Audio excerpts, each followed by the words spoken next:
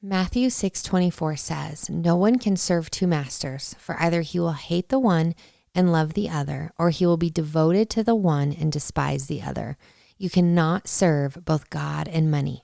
On today's episode, I am speaking with Bethany and Corey Adkins about their journey to get out of $250,000 worth of debt. They racked up credit cards and bought pretty things until they realized just how deep they were into debt.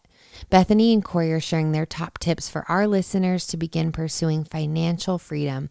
They also discuss the battle between pride and humility and growing in obedience to God's calling, even when they didn't see the plan in front of them. I hope this episode encourages you guys to take steps in your own life, either toward financial freedom or just toward financial stewardship of God's money. Let's jump in.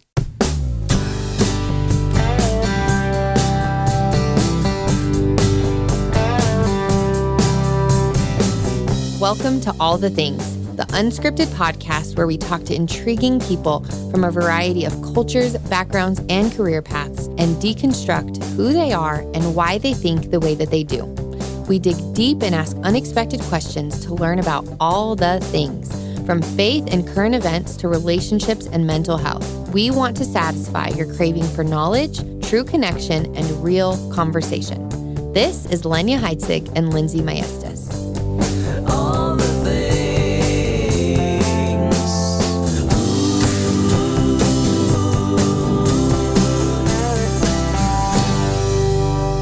Hey everyone, welcome back to the All the Things podcast. This is Lindsey, and today, unfortunately, Lenya cannot be here with us, but I'm so excited to introduce you to our guests, Bethany and Corey Adkins. Hey guys, how are you? Doing great. How are you? Doing well. I actually just made some salsa, and my face still feels like it's on fire. I made habanero peach salsa for my in-laws. They're coming over tonight. But that sounds delicious. It's one of my favorites. It's so good. But you guys, today we're talking with Bethany and Corey about financial stewardship. So Bethany and Corey, tell us a little bit about your business, your ministry, what you do, and what you teach.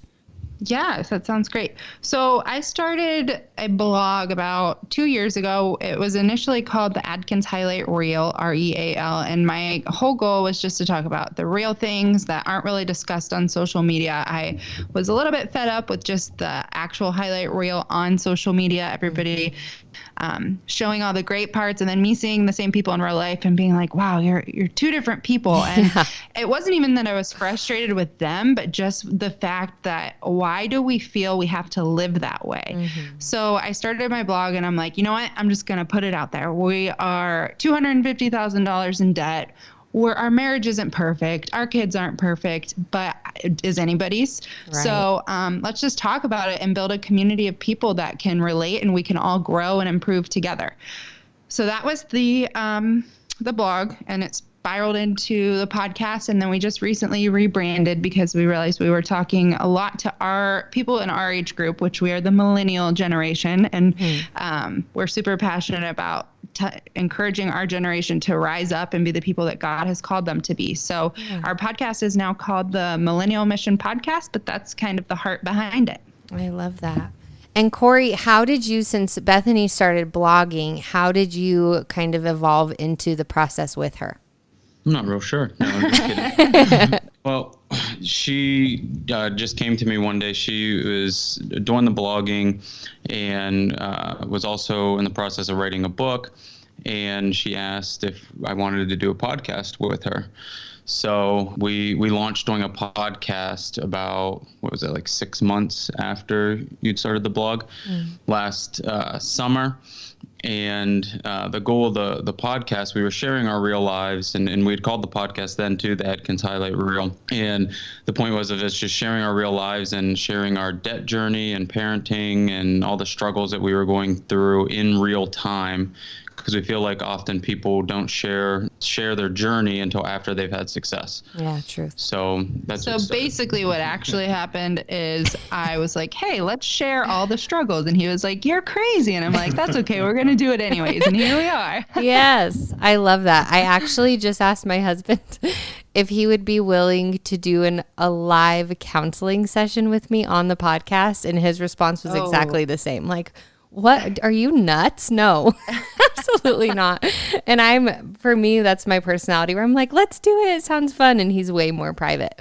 But I love that you guys came together to work on that together. And just to have that kind of not only foundational relationship where you're pursuing that financial stewardship in your own marriage, but also encouraging other people to do that. So tell us a little bit about your story. You were $250,000 in debt. What made you get to a point where you're like, enough is enough, this is too much? And what steps did you take initially to move forward from that? Yeah, so when we had grown up and lived in Ohio, and we had a house in Ohio, and I had an opportunity with the job that I have to move to Southern California and run one of the franchises there. Okay. So we did that. We were paying attention to what our finances were, kind of not. But we had a house, we had school loans. Yeah, we had school loans, all of those things. And we really put all of our focus and energy into the business that was out there. After 4 years, we felt God prompting us to come back home. So we moved back home to Ohio. And in doing that, we realized, we'd kind of put our debt on hold to pursue the business. Yeah. And it was becoming a burden. And we really needed to tackle our debt, which had amounted to, well, we sold our house and it was $150,000. So we dropped down, but then we added in some credit card debt with the move and trips home and all these different things. So yeah, and the crazy thing about debt is like you hear the number $250,000 and you're like, whoa, that's a huge amount. Like they were so irresponsible. And I mean, yes, we were irresponsible. However, it's like that is kind of what we're conditioned to think is normal in our society these days. You go to college, and in order to get that degree, you have to take out student loans. It's very normal to have car loans and car payments. You buy the house and you put the minimum down. So that stuff really adds up. Yeah. And then because of all of those payments you're making each month, you're strapped, and then you're just charging credit cards like crazy because you're living above your means. Yeah. So, that's kind of how we got to where we were. Yeah. It's just this endless cycle. And I've seen it so much in our life. Like we got to a place, we've been married for 8 years, my husband and I, and got to a place where we're like, what is enough? And it turns into this endless striving of filling your life with all the fun stuff and the toys, and you're an adult now. And so you want this and this and this. And then I think also there's the battle of comparison where you see people who may be doing better than you, or you think they're doing better than you, but they're racking up credit cards and wanting to live above your means for that reason. And so, yes, absolutely. Yeah. And it really is this place of, what is enough for us, and what is the purpose of our money? Like what did God intend with our money? Because realistically, we cannot be stewards of God's resources if we want to own God's resources for ourselves, because it just becomes selfish and it becomes all consuming. And so what did you all do? What type of practical steps did you take when you realized, okay, enough's enough, I need to move forward? And how did you navigate through that spiritually as well? So I'm going to let Beth answer that question, but just real quick, one of the funny things is even while we were racking up the credit card debt and racking up more debt, we knew that we shouldn't be doing that. We knew that, and we were trying to play the game with the credit cards and get points and do all those things. And we had both read the Total Money Makeover by Dave Ramsey and all of those things. Our intentions weren't to do that, right. But just somehow it still snuck in, and we started spending more than what was coming in and racking up those credit card debts. So some people may know better, but you still can get caught up in that. Yeah, that's good. Yeah, I love it. I'll give you a couple of practical steps, but before I do, I love what you said, kind of talking about like wanting to own all the toys and how really we try to own that, and then we actually lose sight of why we're here on earth in the first place. And a verse in the Bible, Matthew 6:24, it says, "No one can serve two masters, for either he will hate the one and love the other, or he will be devoted to the one and despise the other. You cannot serve God and money. And I think that that's really important to keep in the forefront of your mind, because it's so easy to get wrapped up. God did not give us money to make an idol out of it. He didn't even give us money so that we work our lives away just paying bills. But he did give us money as a tool to serve others and to further his kingdom. Right. So if we can reframe that thinking and use our finances in that way, it really is a huge game changer. And then those things that we start blowing money on, it's like, they seem really trivial, and it's like, do I really need that? Or, how is this serving God's kingdom? And having a big house and a nice car, those aren't bad things. Yeah. But if you start making idols out of them, they definitely can be. But some practical things. Okay. We did a lot of things, but I think one of the main things, and Corey hits on this really well, but it's just knowing what is coming in each month and what is going out. Because I think some of us know, okay, yeah, I know I have debt. I know I have credit card debt, but it's just like this cloud above us. We don't actually know the numbers, and we don't really think it's as bad as it is. And it's a scary thing. And so because we think, I'm probably breaking even each month, really, you're probably not. You're probably spending more than you're making. Yeah. And then each month you're getting more and more in the red. So I think it's important to just know what's coming in, what's going out. And then also we made some major cuts. You want to talk about the cuts we made? Yeah. So it's important and it was important for us to kind of treat our home like a business, in that sense of, you have to know what's coming in, what's going out, what your quote unquote profitability is each month, or if you're having that. So the first thing we did was just listing out what was our income was and try to keep it on a consistent basis. And then what our bills were going out. And as you start to list those things out, you can see some things that you might not need. Yeah. Right. So some things that we looked at as to really cut our budget down was really looking at like eating out. And it's a lot easier to not cook and just to go out to eat. And if you have family and friends and people that want to go out to eat, it's really easy to get sucked up into that. So eating out was a big thing. If you have Netflix, Hulu, and Amazon Prime, I mean, maybe one of those could go. Yes. Right. And actually, when we played the game a little bit with Netflix and actually Hulu too, we would sign up for the free accounts, so like 30-day free accounts, and then it starts billing, and you use different cards to. I keep telling him, you probably shouldn't tell people this. I like it. Well, some people don't realize, but if you do that, and if people have done that, next thing you know, you end up paying for 2 Hulu subscriptions. When if you don't know what's coming in and what's going out, you're paying for double of the same thing. Yeah. Subscriptions are such a big thing, even on iTunes. And I just want to point this out because it's something I realized for us. Like on iTunes, there are things that I've signed up for that I guess I don't realize is a recurring payment. And going on my phone and seeing what those subscriptions are, I was like, oh my goodness, I am paying a lot of money each month. But then also, I know there are certain apps you can use where you can see, okay, what from my bank account, what are these recurring payments? Because it's easy to lose sight of those, especially if you're not looking over your bank statements monthly, which is something we had to learn to do because of this, that we were like, oh wait, that double charged us, or we're getting charged for this every 2 months and we thought it was every 6 months, or, whatever it might be. But I think those things definitely take a lot of money out. Yeah, definitely. I mean, that is exactly the point. It's like, you really need to look at your statements, because chances are you are being charged for things you don't even realize. And you would be amazed. Like, we're pretty, I don't even know what the right word is, but like, we look at our statement each month and we watch it very carefully, and you would be surprised how many times like the cable company double charges you, or there's some random charge from Amazon that they didn't accept your return, and that money adds up. So knowing, like, being able to look at your statements and just address the problem, it makes such a huge difference, and that alone will save you money. That's so good.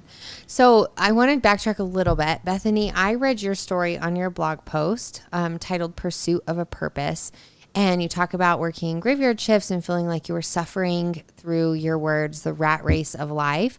Can you share your story and how the phrase, "it's not supposed to be this way," prompted you to start this journey? Yes. And ironically, when I read what you wrote, I was like, did I write that? And I went back and I read the blog post, and this was before Lisa Turker's book came out. Oh, so really? I was like, wow, yes. But yeah, I mean, the whole thing for me was I went to school, graduated high school, went to college, got my degree, and became a nurse. And I think that we have this ideal, especially in America, that you have these boxes that you have to check off. And I was doing that, and I was doing them well. And I was still, we had a house, we were married and had kids. And I was still like very restless, burnout, and miserable. And I felt like I was sitting in a seat that I did not belong in. Yeah. And I would try to explain this to people, and, older people, well-intending, even family members would say, well, that's just life. You just got to work and then you retire, and that's just the way life is. And, I bought into it for a little bit. And then after a while, I was like, no, this is not how God has called me to feel, to live my life. I just can't accept this. Yeah. And the more through this journey, like the closer I was becoming to God, the more restless I was feeling in this position. Like I loved being a nurse and taking care of people, but still I felt so called to be home. And there were people I worked with that loved their jobs. And while I enjoyed it, I just desperately felt like I needed to be home with my kids. So like I said, I checked off all those boxes. And what I realized as I was growing closer to God is that God calls us to do all different things. And he calls us to be different and be unique and stand out. And the world really pushes conformity. And I think that is why a lot of us have this restless feeling inside of us, because we want to conform. But that's not always who God calls us to be. We're all called to live, different paths. And the one thing that I studied in the Bible was about like the body of Christ. And God is very clear in that when you become a Christian, you're called to be part of the body of Christ. But the body of Christ has all different parts. And in order for the body to function properly, we need all of those parts. We need the ear, we need the hand, we need the leg, but they all have different functions and they all do different things. Yeah. And that was a huge revelation for me. So it took away a lot of the guilt, because I realized, maybe I, up to this point, have really conformed, and I tried to, do this path, but this is not who God has called me to be. And so that's kind of what started. I left nursing. I stayed home to be with my kids, and then I started writing. And, we had to make financial sacrifices because I was making a lot of money. Mm-hmm. But again, it did not matter. I would have cut anything. I would have cut off my arm to be home with the kids. Yeah. Felt so much peace. Oh, that's so good. And it's quality of life over quantity of money. And that's a discussion that we have a lot is in my home is, there are moments where it's like, oh, this seems super appealing. And it's that dangling fruit that you want to reach for. But then stepping back, and just for the sake of our listeners as well, like stepping back and just saying, does this affect my quality of life? Because being in debt is a constant burden that weighs on our shoulders. No matter what kind of debt it is, it's just a continual reminder that you owe something to someone else. And as you were talking, I thought of two verses. One is Matthew 19:21, and it says, Jesus said to him, if you would be perfect, go sell what you possess and give to the poor, and you will have treasure in heaven, and come follow me. And then secondly, Luke 14:33. So therefore, any of you who does not renounce all that he has cannot be my disciple. And I think the root issue of that and what that goes back to is not necessarily selling absolutely everything and being homeless. It is saying this is a heart issue. This is a heart issue of worshiping me above worshiping your money, because just like you said, Bethany, you cannot have two masters. And so what does that look like for you guys when you started selling? What did you sell, and how was that a heart shift for you in that time? Yeah, and I would say one of the things that was heavy on both of our hearts is we like to give. We like to buy meals for people. We like to do things for other people. And we realize that it's kind of like when you're on an airplane, you the steward says to put your mask on first before you put your mask on your kid. Yeah. And we realized that we could not help others the way that God was truly calling us to help others or to give. We didn't have everything to sell to give to the poor. We had our own debt. We owe people money. We owe, organizations money. Yeah. And as far as the hardship goes, just to give you some perspective. So when we were fresh out of, school and working our new jobs as newlyweds, essentially, we had a house. We sold that, and then we moved to California, and we lived in a beautiful 3,500 square foot home, and we were just racking up the debt. And you would think, picture perfect, this is a beautiful house, it's overlooking a lake, and you guys get to do all these fun things on the weekends. Well, fast forward 4 years, and we are currently in Ohio. Paying for all that now. We're paying for it all, but we're living in a 2-bedroom apartment with our kids. I would honestly say, and you can correct me if you disagree, but I've never been happier. Wow. And I never thought I could say that, but I know that we are where God has called us to be. I know that I am getting out of debt, and I know that I'm so close to being able to not be chained down by my finances and live a life of service to other people. Yeah. But when I was living that life where we were so financially strapped that we could hardly pay our bills each month, and it was a beautiful life on the outside, but we were so bogged down by the choices that we were making. We couldn't help people if we wanted to. Right. I mean, we had funerals that we had to fly home for back to Ohio, and we just we had no money. We had to charge everything. And so I would challenge your listeners, if you're feeling that restlessness or that feeling of just so heaviness, take a look at your life and think of the things. What are you putting maybe before God? What do you have that you are a slave to? Because while it sounds like people sometimes are like, wow, you guys live in a 2-bedroom apartment. Wow, you guys must be in bad shape. No, we're in really good shape right now. Mm-hmm. And I'm so excited for the future that God has for us. So, yeah. The heart change for me too was a little bit different because I did the same thing Bethany did. I went to school for education, got a degree in teaching, and then I really felt God prompted me to do something else. And so I went to work for her family's business and did labor jobs and all these things. But I always just had these aspirations to do something more, and we felt God calling us to California. So we went out there, and I felt like I was close to God at that time, and he was prompting us to do that. And so then I just went all in with helping run this business, and I got caught up in, I started doing it for me instead of doing it for God. It was kind of one of those things where I was like, all right, God, you called us out here. Now I got this. Yeah. And I thought that's what I was going to do. I thought, we were out there for almost 4 years running a business. The business was going well. And I kept saying to myself, we're doing this for God, but I wasn't listening to where he was calling us. And we thought we were going to even be part owners or full owners of that business. And we were in talks with all of that. And we had laid out 3 different choices to do that. And the last choice was to go home. And I really dove in and tried to just pursue God more again and get close to him. And I remember sitting in our church one Sunday, and I don't even remember what the sermon was about, but I remember our pastor saying, go home. And it was like it was just really hitting me. Yeah. And I'm like, God, that was our last choice. I thought you called us out here to live in California. We have a great church. We have all of these things. The business is doing well, all of this stuff. And I thought this is what you wanted us to do. And he called us home, and things were tough. Getting started back and doing a new position where I'm doing sales, and you get paid based on your work and what you do. And when you're getting started in that, it takes some time to get that primed up. So all of last year was a real struggle month to month to try to hit our budget, and God came through in miraculous ways. And we're able to let Beth stay home. And now we're starting to see, in retrospect, why God called us home. If we weren't if we didn't listen to him and come home, we wouldn't be able to do the podcast. We wouldn't be able to get out of debt and try to inspire others to do the same things.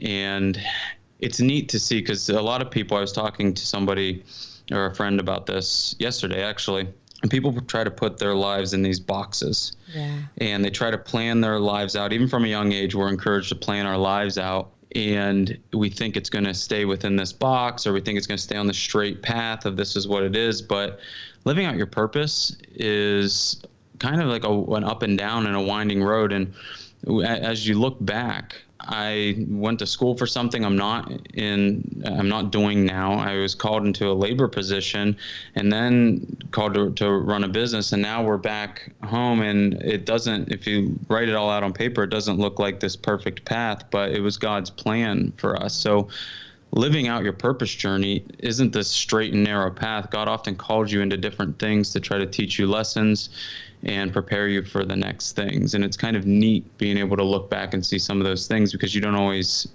see it in the realize time what that it it's is. going on. Yeah, realize what it is until Right. you're in it.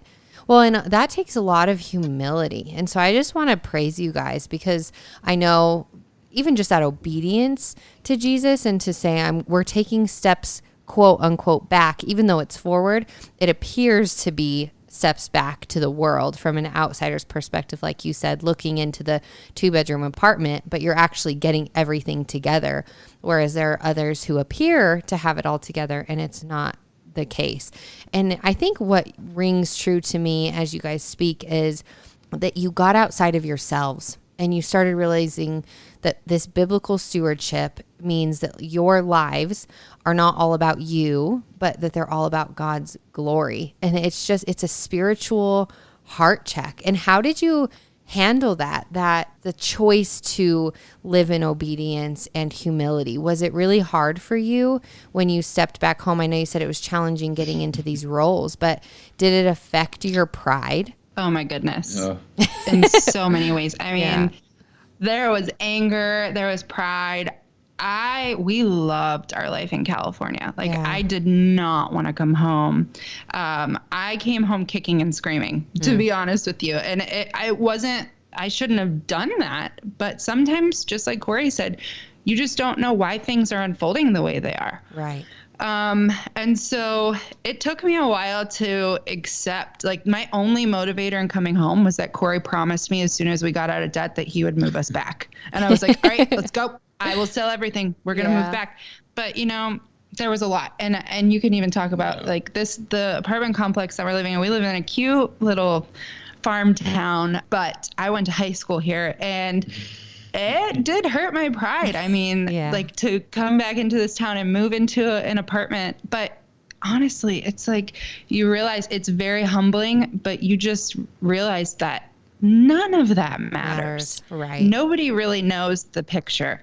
Oh man. Okay. My pride was a huge issue. Yeah. As a man, as a breadwinner, it takes a toll. Yeah. It's still a struggle at times. I have to constantly remind myself why we're doing what we're doing. I have written on my whiteboard at work that give all the glory to God, so that I don't get, so that I see that every day, so that I don't get caught up in my own achievements or what I think are my own achievements. And I'm constantly trying to remind myself that anytime that I achieve anything at work, to try to give that glory back to God, because it's truly His. And for me, it was extremely tough. I mean, I didn't want to come back home either, but I did know that that's what God wanted us to do. So Beth kicking and screaming made it a little bit easier for me to stand my ground and have us come home. But once we got here, for me, my pride was so wrapped up in my work. For me, I have never naturally been good at anything. I've always been able to work hard at something and get good at something. And the funny thing is my pride got wrapped up in the fact that I felt like I could just outwork anybody. And I felt like I could always rely on that. And coming back to Ohio and starting in a position, there were expectations. I was a general manager of a business in California that was doing well. I had a lot of experience in that and skill sets that came with that. And coming back home, there was just so much expectation I think I was putting on myself too, but I think others expected it as well, that I was just going to hit the ground running and do well, and I wasn't. And it's in sales, it's that constant, you keep working hard, but the fruits of your labor really don't come till later in what I do.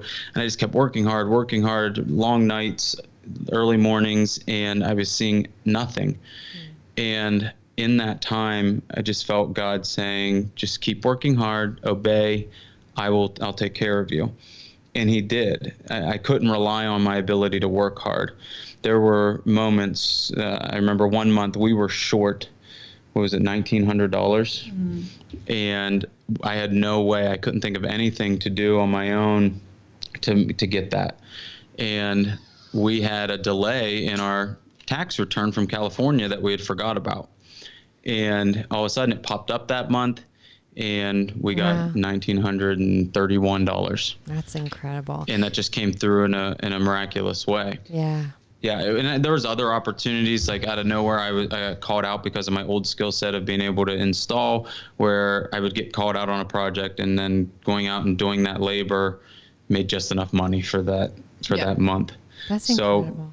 Well, and I've heard story after story like that. One of my best friends actually was in a very similar situation a few years ago, and she ended up getting an overpaid phone bill payment returned to her years later, and it was in the exact amount that she needed. And I think that just is such a reminder of how faithful Jesus is when it comes to his provision, especially not limited to, but especially when we're faithful with our finances, when we're being obedient. And I just love the example that you guys have set, Bethany and Corey, because as our listeners listen, I think maybe they're not being called to a different state, but they might be called to sell that car, or they might be called to take that other job or move into a smaller place, whatever it might be, to respond to maybe that conviction of the Holy Spirit, because God is in charge of those finances, just as he's in charge of every other area of our life. He's provisional, and he cares about the details, and he cares about the freedom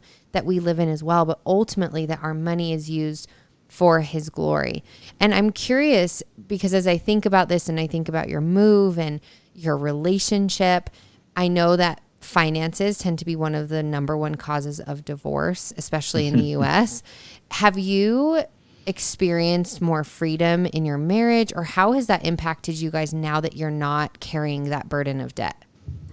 Yeah, I love that question. So I think that when it comes to money, it's not the money in itself, it's not being on the same page. Would you agree with that, Corey? Yes. So it's like, okay, maybe one spouse is spending a lot and the other is a saver, and that creates major issues.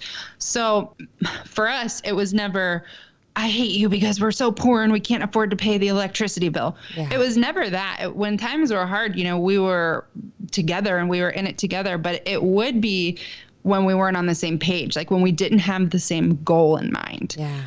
So now that we're very deliberate, even with our kids, we include our kids in this journey. We have monthly meetings, and we have budget slips, and we have coloring sheets. Yeah, coloring sheets for the kids to update them on the debt that we're getting out of. And now that we're on the same page, it's just like you said, it's so much freedom because we have the same goal and we're working toward the same thing. And it's a huge motivator. So to anybody that money is an issue, what's that saying? Come to the same side of the table. Yeah. Or to the other side of the table. Just be a team and get on the same page. And just to speak into that a little bit, I think probably one of the things that really helped us be on the same page was going back to knowing what's coming in and what's going out. Because if you see that and you look at that together, even if one spouse isn't on the same page, one is more of a spender, if you list those things out, you look at it, you're brought to reality that you're barely struggling to get by or just getting by month to month, but knowing what's coming in and what's going out, and then creating a budget out of that once you realize what you're spending. I think it would help if there is one spouse, maybe both spouses are out of control. I don't know. Yeah. But it brings that to the forefront, and I think it hits you starkly to realize, all right, maybe we do have a problem here, and it would help the other spouse to get on the same page as the one that's trying to get control of their finances. Awesome. Well, if you had to give, since this is your gifting, this is what you like to talk about and share, if you had to give 3 of your best pieces of advice regarding taking control of your money, what would those be? Okay. So this is something we are super passionate about, as you can tell. It's I want to say it's all consuming, but at the same time, it's so well managed now that it's just like a part of us, and it doesn't like consume a lot of our lives because we have, so that is just having the freedom, and that is life changing. But so for the 3, well, my point in saying that was because we did that, we created a mini course, which literally walks you through exactly what we did to go from completely out of control finances, don't know how many credit cards we have or how much debt we have, to it's in control now. It only takes about 30 minutes a month, autopilot, like so much freedom. So we created a mini course. And so what we're going to say, it's all in that. And it has PDFs and videos that walk you through it. So it's really awesome. That's awesome. So the first one, I would just say, choose to take control today. Stop putting it off. It's really, really easy to just keep going, but that debt is just getting bigger, or you know what I mean? Just say, all right, today's the day, take control of it. This is happening no longer. And it seems like this huge burden, but like I said, I cannot even describe the freedom that you feel once you're managing your finances well, and they're not managing your life. So that's what I'll say. And then I'm going to hand it over to Corey. Yes. So I feel like I'm being repetitive, but sometimes repetition is key. Preach. I agree with that. It really is. It's knowing what's coming in, what are you making each month, and what is going out. And our finance guide is called How to Own Your Finances So They Don't Own You. And like Beth said, it goes through all these different steps of just listing out what's coming in, what's going out, it helps you realize what to cut, and sets you on a course of just getting control of your finances. And we have that on our website, and I'm not sure if we sent a link to you already, but we can send a link to you to give to people to get that. Yeah, that'd be great. And then we also created. This is the third thing. This is the third thing. So the other thing that we did is, once you have control of those finances, is now getting a game plan each month, and that game plan is your budget. So we created if anybody doesn't already have a budget or wants some guidance on that, we created a free download of the budget that we use. And we did that because we had people asking us. But at first we felt not qualified, really, in a sense. We were like, it's just a budget. You just list things out. It's just a simple, spreadsheet. But we took for granted the fact that we had created that, and other people didn't really have a good place to start with that. So we created that. It's a free download, and actually we have an instructional video on how to do the budget slip, and then that gets you set on a good game plan moving forward each month. Yeah. So I just want to add to that. The third thing was the budget, and Corey created it. It's super simple, but we made it early on in our marriage. So we've been using it for over 8 years now. And we went from, this is when we aren't on the same page, we're fighting about money and bills, to we have this budget sheet, and I pay all the bills each month. I track everything each month. And that probably takes me a total of 30 minutes for the whole month. Wow. I mean, everything's on autopilot. It's so nice. And then we sit down once a month with the budget sheet, and our meeting now is probably 5 minutes. Right. We're on the same page, and it's so great. Like, it's so simple, but it's so genius. And I think that's what we need. We need simple things in this crazy life that we can do and stick to. That's going to make our life easier. So yeah, that's free. If you get the mini course, it's included in that. But if you just want the budget sheet, that's completely free. Awesome. Well, thank you so much for sharing your story and your wisdom. And I have one more thought because it's something I thought of asking for a friend. Self-control with spending is, I think for me, I'm like, I shop. I Amazon shop a lot. And I realize in moments when like my husband will make a joke, I'm like, oh, he's just kidding. But when I step back, I realize, yes, we can afford what we're getting, right? We're not getting ourselves into debt with it, but it's sometimes just really unnecessary and can be excessive. So how do you two manage self-control in the areas with things that you really like to purchase? Yeah, Amazon, that's killer. I know, too accessible. I know, it's so easy to just click a button and then it's at your doorstep, and it's addicting too. Yeah. For me personally, and I know probably everybody isn't going to be able to relate to this, but our kids are so invested because we want to make sure they know about how to manage their finances and they know we're getting out of debt. They're so invested in this journey. That alone holds me so accountable. That's good.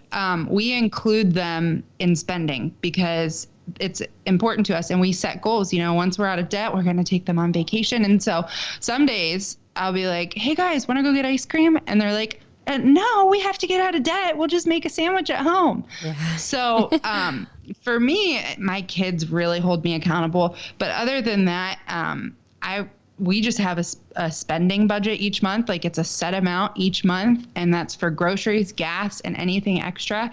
And once that's gone, it's gone. So like we really have to keep an eye on that and pace ourselves. And that stinks sometimes, but that's really, really helped us. Yeah. And for me as a guy, I'm super competitive. So having that scoreboard, having that spend amount each month is important to me. And we've even tried to make it kind of like a little game as to see who can spend the least. And I'm constantly thinking that in my mind, okay, how much can I not spend? What things can I get for free? Or, if we do go to get something to eat at a fast food chain, staying on the dollar menu and trying to go as cheap as I can, getting waters when we go out to eat instead of getting a nice tea or a pop or whatever. So just having that scoreboard in front of us and constantly checking that spend account keeps reminding us like, oh, it's chipping away. We don't have much left. All right, we got to really cut down. We can't go out to eat this time. We can't do this. We can't go out with friends. Yeah, things like that. So I think for me, it's a game, and it's a competition. Yeah. So I like that. I'm a little competitive, so I could see that working for me. But also the accountability from our kids, because that's a real thing. I know my boys probably see those packages coming in, and they actually know what it is. As soon as they hear the doorbell, they run to the door, package, and then they want to bring it in, and then they want me to open it. It's a whole thing. So I know even though they're really little, they're processing this. Like we get something new almost every day, whether it's shampoo or something, but there are still things coming to our door every day. And that's actually just been a conviction on my heart recently, especially since COVID started. It's just easier, but It's not always the best thing. And so self-control in that. But yeah, thank you both so much. I really appreciate your wisdom and your insight. And you guys, our listeners, check out the Millennial Mission podcast with Corey and Bethany Adkins. We will link their resources and course, the mini course, in our show notes, and follow along with them on Instagram. Can you guys tell them where they can find you on your website and Instagram? Yeah, the website is themillennialmission.co. not .com, .co. And I make that mistake sometimes too when I punch it in my browser. And then Instagram is at Bethany and Corey. We also have a Facebook page. It's just /Millennial Mission. Perfect. I will be praying for both of you just to continue in this process, to continue finding joy and sharing your truth and God's word through your podcast and all of your resources. I really appreciated your time. Thank you so much for having us. For behind the scenes videos and photos, as well as info about our upcoming guests, follow along with us on Instagram at allthethings.podcast. You can keep up with Lenya at Lenya Heitzig and Lindsey at Lindsey.Maestas. If you'd like to listen to past episodes or learn more about us, visit the allthethingspodcast.com.